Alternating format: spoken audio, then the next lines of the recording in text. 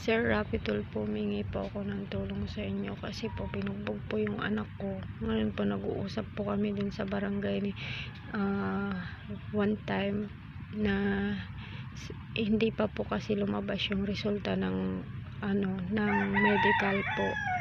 Ngayon po may pinag-usapan po doon na hintayin muna yung medical bago mag-aksyon. Ngayon po nag-usap po kami ulit dun sa medical dahil meron na pong medical kasi nangyari po yun nung 22 pa, tapos hanggang ngayon wala pa pong ginagawang aksyon.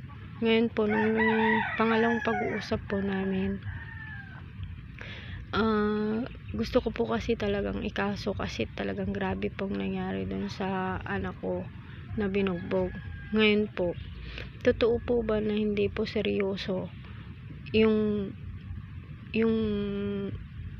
internal injury, kasi mata po talaga yung tinamaan dun sa anak ko at hanggang ngayon po ay hindi pa rin po gumagaling. Ngayon po ang lumabas sa medical niya ay internal injury po. Ngayon po ang sabi po dun sa barangay hindi daw po serious, kaya kailangan daw po makipag-ayos daw po ako doon at makikipag-areglo daw po ako. Tama po ba yun, Sir Rapitol po?